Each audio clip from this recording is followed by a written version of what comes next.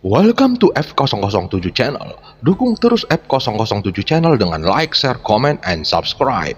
Melanjutkan cerita berikutnya dari Battle Through the Heavens.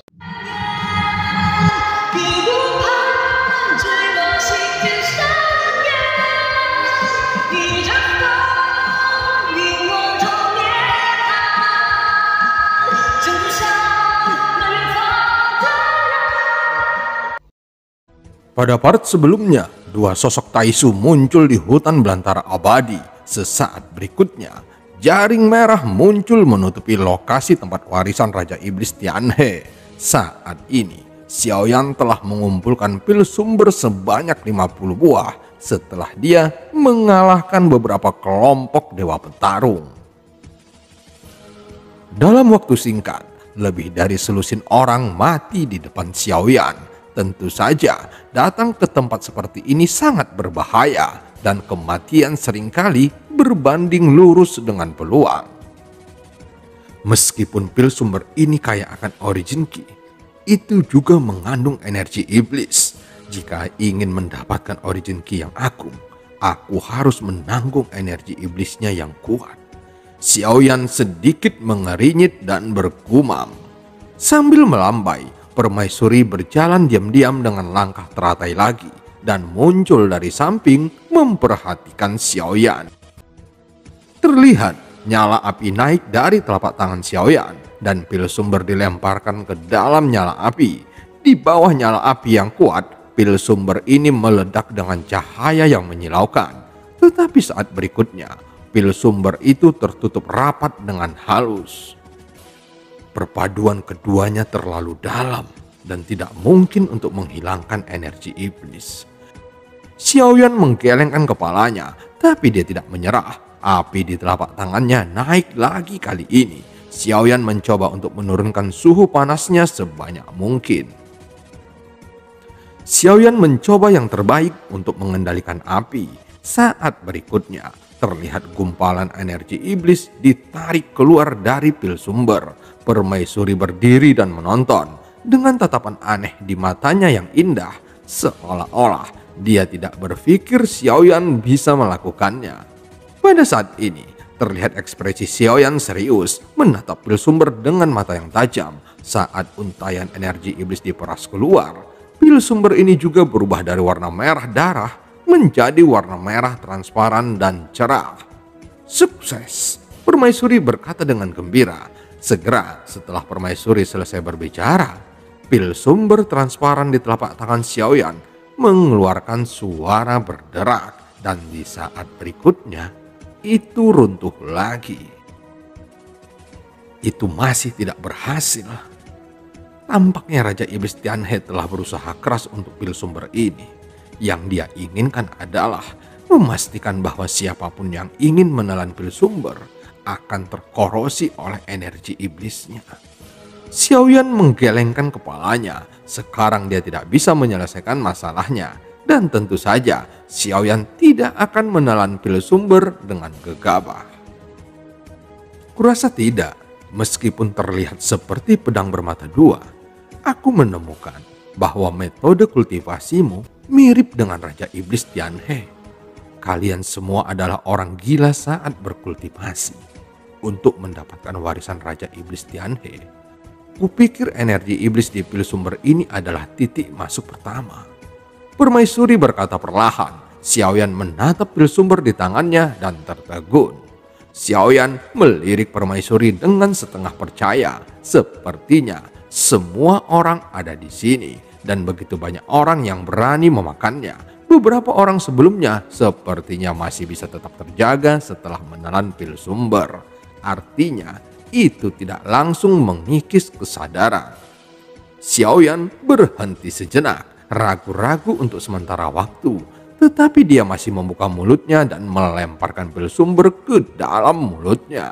Sumber energi yang murni dan agung meletus di tubuh Xiaoyan. Energi iblis di matanya melonjak, kemudian berubah menjadi merah saat mulutnya terbuka. Ada seteguk kabut merah yang dimuntahkan. Pada saat ini, di mata Xiaoyan, selain energi iblis yang melonjak, ada juga niat permusuhan yang sebelumnya tidak ada. Menarik dan mengasyikkan. Xiaoyan mengangkat alisnya dan ketika dia melihat ke arah permaisuri, muncul kilatan liar di matanya. Permaisuri sedikit terkejut dan segera menatap Xiaoyan. Satu terlalu sedikit. Jika kamu menelan lebih banyak, efeknya akan lebih baik. Permaisuri tampak bersemangat juga, meskipun Xiaoyan menjadi aneh setelah menelan pil sumber. Apa rencana selanjutnya? Apakah terus mengumpulkan? Permaisuri tersipu dan segera mengganti topik. Lagi pula, di tempat seperti ini lebih baik ditahan, toh masih ada peluang lainnya. Pengumpulan itu terlalu lambat, lebih cepat untuk mengambilnya secara langsung, gumam Xiaoyan. Kemudian mengeluarkan 10 pil sumber dari telapak tangannya dan langsung menelannya. Saat berikutnya, Xiaoyan tertawa terbahak-bahak, matanya menjadi serius, dan setelah dia melirik permaisuri dengan dingin, sayap palkri emas hitam bersinar dengan kilauan, dan tiba-tiba sosok Xiaoyan berubah menjadi hembusan angin. Memegang penguasa berat Suan di tangannya, dia bergegas ke kabut abu-abu. Sesaat kemudian, lautan api yang mengerikan naik ke langit. Namun saat Xiaoyan menelan pil sumber, nyatanya pembantaian ribuan orang sudah dimulai di sekitarnya. Jika diperhatikan, pegunungan seperti parit yang bergerak membentuk kabut langit yang mengelilinginya, dan jaring langit membatasi semua orang yang memasukinya. Itu hanya bisa bertahan atau mati dalam pertempuran. Ini adalah warisan Raja Iblis dan itu harus dicuci dengan darah. Dia benar-benar baik atau buruk? Permaisuri membeku di tempat, seolah-olah dia bisa mendengar suara jantungnya berdetak lebih cepat dan rusa kecil itu menabrak jantungnya dengan liar. Meskipun buruk, tapi aku sangat menyukainya. Kelinci awan es berbaring di pelukan permaisuri. Matanya sangat acuh tak acuh, seolah-olah dia sudah terbiasa melihat permaisuri lembut di permukaan tetapi liar di dalam. Pada saat ini, Xiaoyan bertemu dengan seorang pria kuat yang berada di langkah kedua keabadian kaisar, dan ada beberapa sosok tergeletak di sekitarnya. Hanya dewa petarung. Kamu mencari kematian. Segera setelah kata-kata itu jatuh, tinju meraung ke arah Xiaoyan. Pada saat ini, mata Xiaoyan tiba-tiba menyusut dan 10 pil sumber muncul di telapak tangannya lagi. Dan dia melemparkannya tanpa ragu-ragu ke dalam mulutnya. Ketika dia melihat langkah kedua dari keabadian kaisar, Xiaoyan tidak memiliki rasa takut sedikit pun di matanya dan bahkan meletakkan tinjunya di pinggangnya. Menarik, aku ingin melihat bagaimana dewa petarung bisa menantang keabadian. Langkah kedua keabadian kaisar mencibir dan menatap Xiaoyan dengan mata main-main. Dan pada saat ini, kekuatan abadi mengalir di kepalan tangan orang kuat abadi itu. Pukulan ini cukup untuk membunuh dewa petarung manapun. Setidaknya dia berpikir seperti itu. Mata Xiaoyan penuh dengan kegilaan dan dia sepertinya telah kehilangan akal sehatnya. Selama periode ini, Xiaoyan telah membunuh lebih dari 10 orang dan pada saat yang sama, dia melahap semua 50 pil sumber yang telah dia peroleh. Tampaknya Xiaoyan benar-benar kehilangan akal sehatnya. Tetapi saat berikutnya, Xiaoyan membuka mulutnya dengan mengesankan. Tentu saja aku tidak bisa mengalahkan ranah keabadian kaisar. Tapi aku memiliki hati yang tak kenal takut. Itu sudah cukup. Teriak Xiaoyan dengan suara yang dalam. Pada saat berikutnya, ada banyak teratai api yang terkondensasi dan meledak pada saat ini. Kemudian, api abadi keluar dari jari Xiaoyan dan menyapu. Tidak hanya itu, pembuluh darah inti guntur void juga berkedip liar dan guntur hitam beredar di lengan Xiaoyan. Kekuatan jiwa alam dan kekuatan 6 keinginan yang dapat meledakkan kekuatan yang kuat dalam sekejap. Bersama dengan restu dari 10 api iblis absolut, lautan bintang ki asal yang menembus miliaran, semuanya kekuatan saling terkait dan menyatu bersama-sama. 7 tapak dewa pembunuh. Ketika Xiaoyan mengayunkan pukulan ini lagi, itu lebih lurus dan mendominasi. Tidak ada gerakan mewah, tetapi ada detail di mana-mana, meningkatkan kekuatan pukulan ini hingga tingkat ekstrim yang bisa dia gunakan. Di tengah langit, 2 tinju yang tak terbayangkan bertabrakan dengan ganas. Melihat ekspresi wajah keduanya, mereka tampak penuh percaya diri.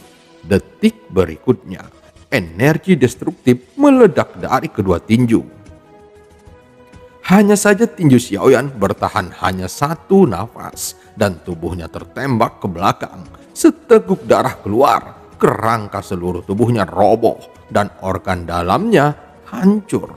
Untungnya ada jantung api dan jantung guntur di dalam tubuhnya. Itu membuat Xiaoyan bertahan dengan pukulan ini dari langkah kedua keabadian Kaisar. Sosok Xiaoyan mengejutkannya dan dia bahkan tidak bisa berdiri tegak. Sangat bagus masih memiliki seluruh tubuh. Pria itu mencibir. Pria ini mengenakan jubah hijau dan dia memiliki sikap yang luar biasa. Xiaoyan menundukkan kepalanya. Jelas dia tidak bisa berdiri tegak lagi, tapi masih tertawa dingin hanya untuk melihat api hitam berkelap-kelip di tubuh Xiaoyan dan vitalitas agung menyapu dari sekelilingnya. Dengan luka serius Xiaoyan, semua tulang di tubuhnya patah, kecuali tubuh yang mulia. Vitalitas agung yang melonjak dari segala arah, memungkinkan tubuh Xiaoyan yang terluka parah, pulih dengan kecepatan yang sangat cepat. Tulang-tulang yang patah itu mengeluarkan suara berderak, dan mereka benar-benar tumbuh kembali seperti semula. Sosok Xiaoyan berangsur-angsur tegak ketika dia mengangkat kepalanya. Matanya tiba-tiba menatap pria kuat di langkah kedua keabadian Kaisar. Di atas itu semua, ada warna kegilaan yang belum pernah terjadi sebelumnya. Terlihat tubuh Xiaoyan bergerak lagi, dan sayap Valkyrie muncul sesaat dan terus menggesek ke arah pria itu. Sepertinya pukulan barusan benar-benar hancur, tetapi sepertinya tidak mengenai Xiaoyan. Sebaliknya itu membuat Xiaoyan bertarung semakin berani. Dan ini adalah pertempuran yang mustahil. Tatapan pria itu tiba-tiba menjadi sangat suram. Sudah merupakan keajaiban bahwa Xiaoyan dapat bertahan di bawah tinjunya. Tetapi dia tidak menyangka bahwa Xiaoyan belum menyerah.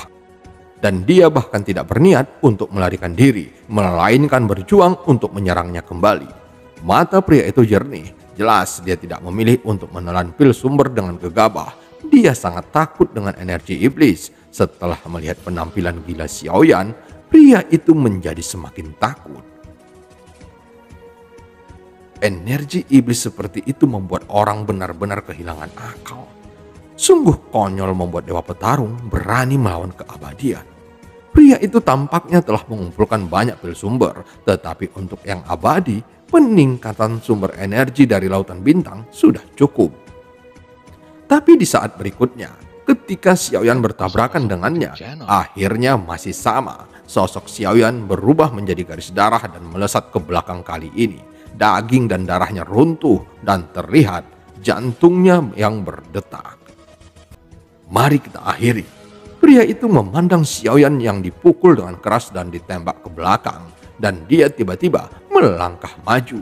Dia gagal membunuh Xiaoyan secara langsung dengan 2 tembakan berturut-turut. Yang sudah membuat pria itu merasa sangat luar biasa.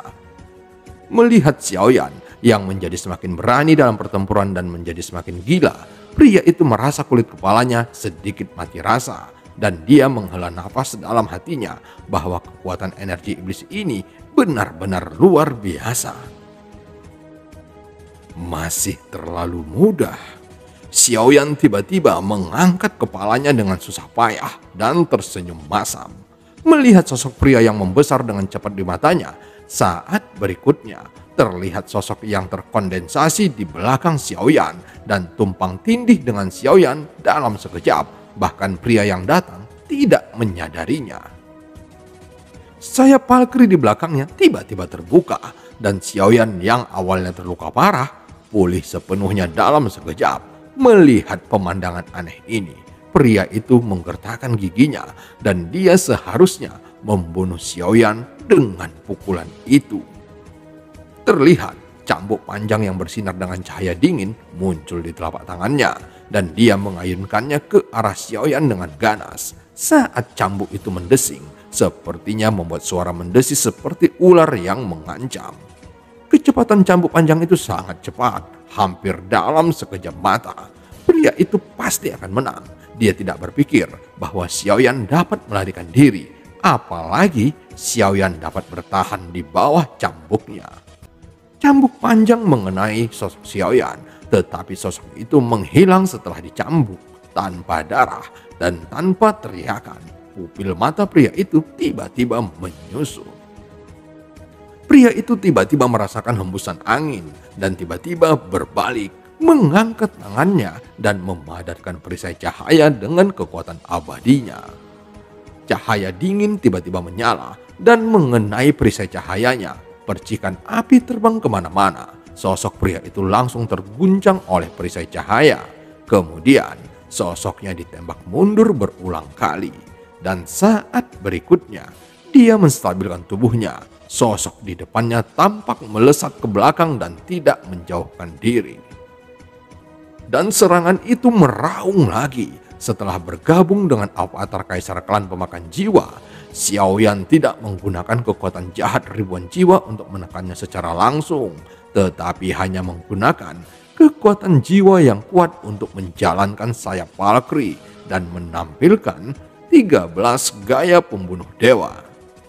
Pada saat berikutnya, sayap Valkyrie bersinar dengan emas hitam. Itu seperti bilah tajam dan dengan panik menyelimuti langkah kedua keabadian kaisar itu.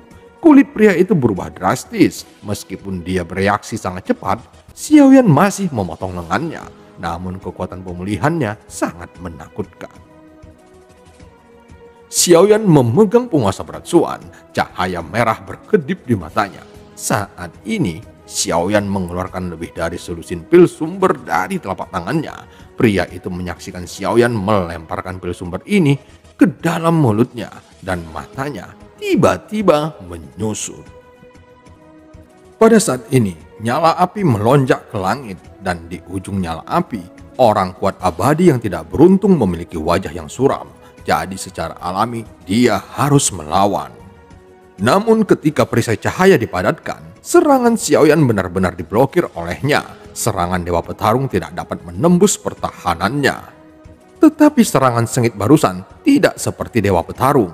Pria itu tampak mulai curiga dan untuk sesaat dia terlihat ragu-ragu. Kemudian mencoba melarikan diri. Xiaoyan sangat agresif dan lebih cepat darinya. Sepertinya dia tidak berniat membiarkannya melarikan diri. Tapi saat ini dia hanyalah Dewa Petarung. Dan mengapa dia harus takut pada Dewa Petarung? Kamu dan aku tidak memiliki permusuhan atau dendam. Tidak bisakah kita mundur selangkah atau melepaskan keluhan kita? Dan kita tidak perlu bertarung sampai mati.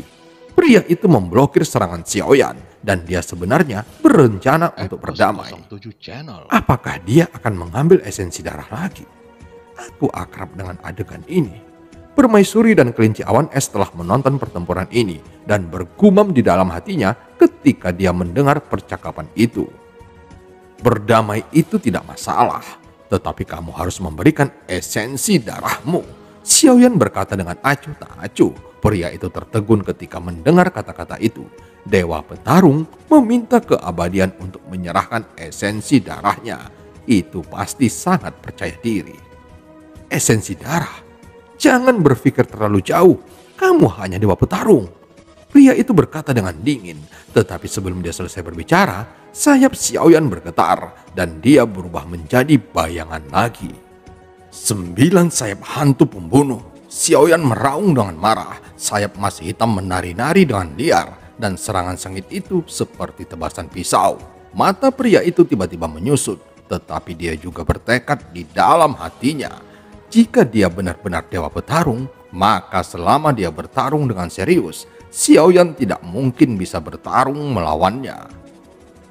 Di udara, cahaya hitam berkelap-kelip. Sayap Valkyrie sepertinya bisa memotong dalam sekejap. Perisai cahaya pria itu juga hancur, dan seberkas cahaya dingin menyapu dengan gila-gilaan.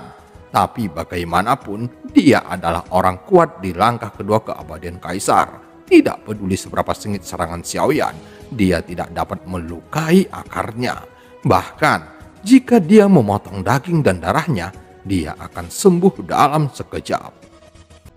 Kulit pria itu menjadi suram lagi, tetapi pada saat ini dia tiba-tiba memikirkan sesuatu dan tubuhnya mulai menembak ke belakang, menghadapi cahaya dingin yang meraung ke arahnya. Dia tidak menghindar untuk pertama kalinya, tetapi mendekati. Pada saat itu, dia menahan beberapa serangan ganas dengan darah berceceran di sekujur tubuhnya. Tetapi pada saat berikutnya, dia menghindar. Kemudian sisa cahaya dingin tidak terkendali, tersapu dan langsung menembus pohon raksasa di belakangnya, yang membuat pohon raksasa itu tumbang. Melihat ini, pria itu memandang Xiaoyan dengan dingin. Sepertinya aku tidak perlu mengambil tindakan. Kamu telah melanggar aturan tempat ini. Pria itu berkata dengan dingin. Xiaoyan berdiri tegak, tapi dia sepertinya tidak peduli. Apakah langkah kedua keabadian Kaisar perlu menggunakan trik seperti itu untuk membunuh dewa petarung? Xiaoyan berkata dengan dingin. Selama kamu bisa membunuh musuh, metode apa yang membuat perbedaan? Pria itu sepertinya berpikir bahwa Xiaoyan pasti akan mati. Setelah pohon raksasa tumbang, tanah di bawah Xiaoyan mulai menggeliat. Melihat hal ini, pria itu mundur sedikit karena dia tahu bahwa Xiaoyan akan segera dihukum oleh aturan tempat ini. Tanaman merambat pohon besar penuh dengan gigi tajam, terbang seperti ular sanca raksasa dan meraung langsung ke arah Xiaoyan. Hati Xiaoyan menegang. Adalah bohong untuk mengatakan dia tidak gugup, tetapi permaisuri tidak mungkin membohonginya. Meskipun dia gugup, di permukaan Xiaoyan bertindak sangat tenang, seolah-olah tidak ada jejak ketakutan.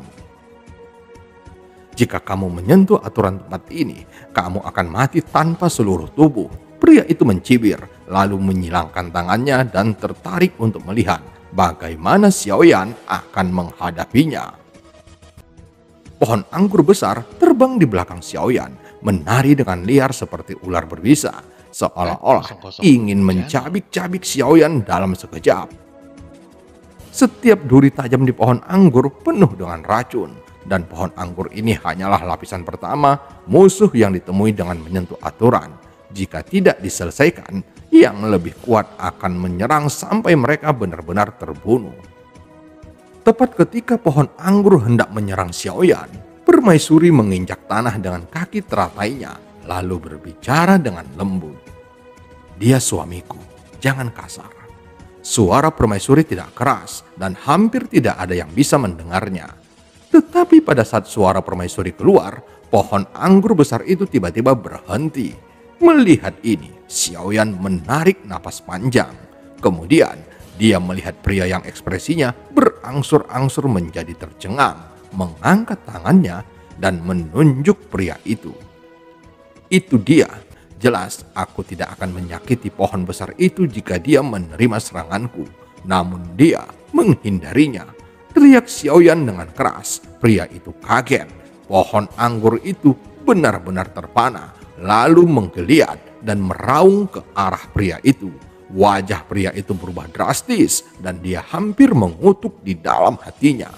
Bagaimana aturan ini bisa tiba-tiba mematuhi perintah orang, dan dia hanyalah dewa petarung.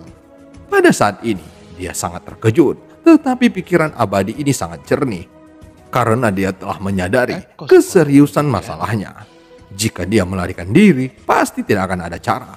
Apalagi yang bisa dilakukan? Dia hanya bisa mengaku kalah dan dengan jujur memperlakukan dirinya seperti kuda poni. Saudaraku, ini esensi darahku. Kuharap kita bisa bekerja sama dengan baik. Pria itu menyemburkan seteguk darah dan kemudian bergegas menuju Xiaoyan. Xiaoyan merentangkan telapak tangannya, untuk menangkap esensi darahnya. Tunggu sebentar, ini semua salah paham. Ayo kita selesaikan masalah ini. Xiaoyan berbicara kepada pohon anggur lagi. Pohon anggur itu berhenti, seolah-olah telah dipermalukan. Tidak mundur untuk sementara waktu. Sepertinya beberapa dari mereka tidak mau turun. Suasananya ada di sini dan akan sulit untuk tidak membunuh seseorang untuk menambah kesenangan. Patuhlah, dia satu-satunya lelakiku dan kamu harus mematuhinya. Permaisuri yang berdiri cantik di kabut abu-abu berbicara dengan lembut lagi. Setelah aura itu jatuh, pohon anggur itu bergoyang dan kemudian menghilang dengan kecepatan yang sangat cepat. Tidak peduli aturan apa yang disentuh Xiaoyan selanjutnya, toh itu tidak akan pernah muncul kembali. Pada saat ini, keagungan yang didirikan selama bertahun-tahun telah runtuh. Melihat pohon anggur itu benar-benar patuh dan surut, mata pria itu membelalak. Sebagai makhluk abadi, dia telah melihat banyak hal aneh. Dengan sedikit spiritualitas, dia bisa membuatnya patuh dengan paksaan. Tapi tempat ini adalah hutan belantara abadi yang terkenal. Semua kehidupan di dalamnya diubah oleh kehendak abadi yang pernah jatuh di sini. Dan mereka tidak akan mematuhi siapapun. Pria itu bingung dan pikirannya penuh dengan tanda tanya. Di tempat seperti ini, pohon anggur mematuhi dewa petarung. Dan sekarang bahkan dia, orang kuat di langkah kedua keabadian kaisar, juga mematuhi dewa petarung.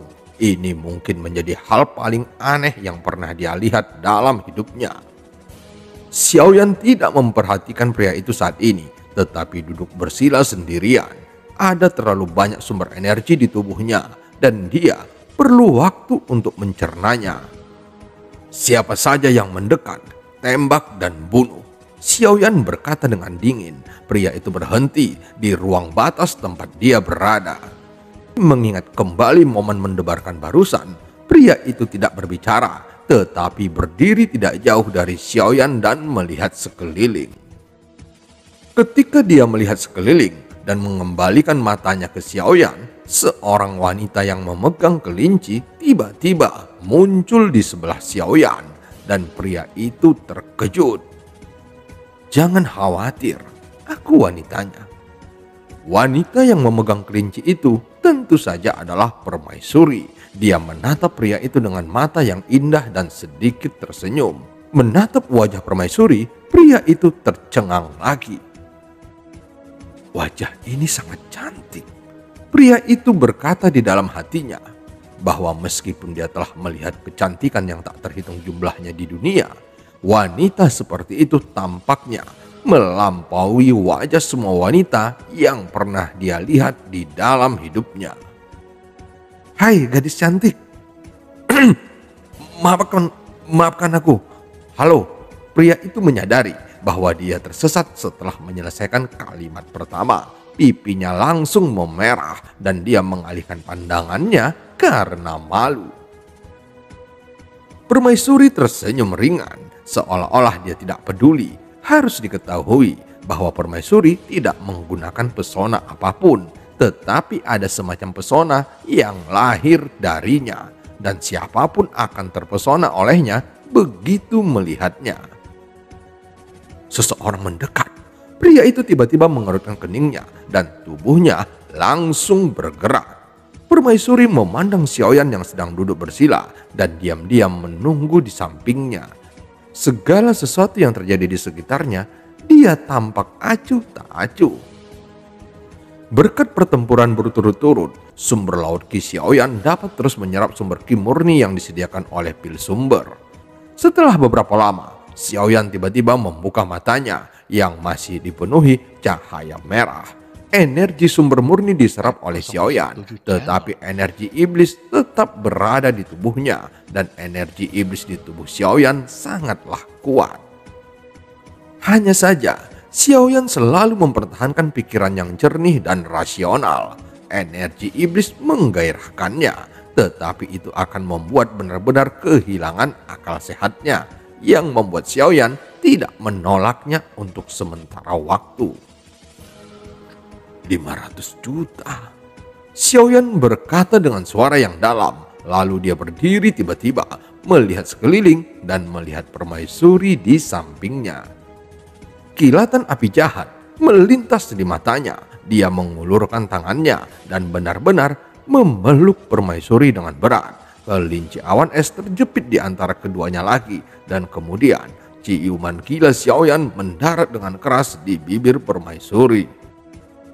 Di saat berikutnya, Xiaoyan menghilang lagi dengan satu gerakan. Dan film pun berakhir. Sampai ketemu di part selanjutnya.